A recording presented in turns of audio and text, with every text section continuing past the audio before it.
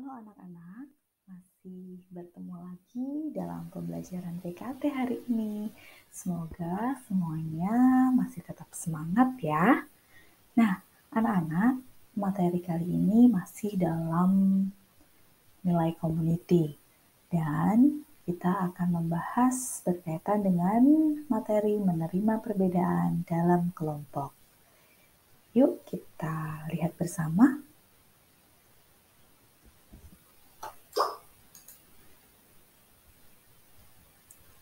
Nah, anak-anak bisa melihat gambar yang Bu Fini tunjuk ini ya. Kira-kira gambar apakah ya? Mereka sedang melakukan aktivitas apa? Oke, benar sekali. Kegiatan yang mereka lakukan adalah kegiatan berdiskusi atau bekerja sama dalam kelompok. Nah, kira-kira di dalam tugas kelompok atau kerjasama dalam kelompok, ada masalah tidak ya biasanya? Biasanya ada masalah yang berkaitan dengan perbedaan pendapat. Ini bisa menjadi masalah setiap kita ada dalam suatu kelompok.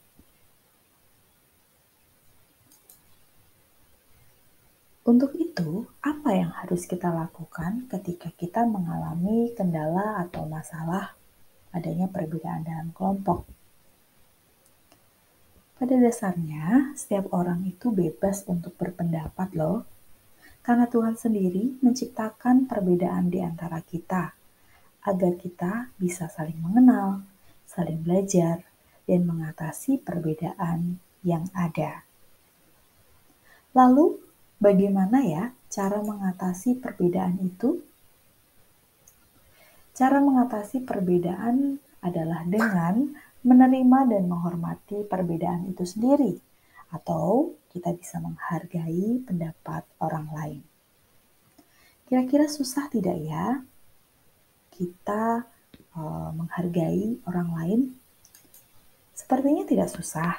Kita coba dengan cara yang pertama, mendengarkan orang lain ketika berbicara dan tidak menyela pembicaraan. Lalu yang kedua, menyampaikan pendapat kita dengan sopan jika kita ada perbedaan pendapat. Lalu kita harus memiliki jiwa besar dan kita juga harus bersabar jika pendapat kita ditolak oleh orang lain. Dan yang terpenting adalah tidak memaksakan kehendak kepada orang lain. Nah, keempat hal tadi itu bisa kita gunakan untuk menghargai orang lain atau menghargai pendapat orang lain yang berbeda dengan pendapat kita.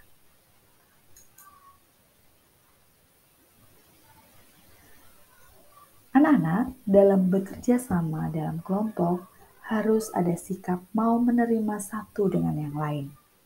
Karena hal ini merupakan suatu syarat di mana kita bisa menerima orang lain. Dan alhasil nanti suasana damai akan terwujud dalam sebuah kerjasama dalam kelompok tersebut. Nah, anak-anak, pastinya kalian bisa menerapkan sikap kerjasama yang baik dalam kelompok kita masing-masing. Dengan cara ingat menghargai perbedaan yang ada di setiap pendapat kita masing-masing. Itulah kunci dari kita bisa mengatasi perbedaan itu sendiri. Oke anak-anak, itu tadi materi hari ini. Dan hari ini Bu Feni juga akan berikan tugas kepada kalian. Cukup mudah tugasnya.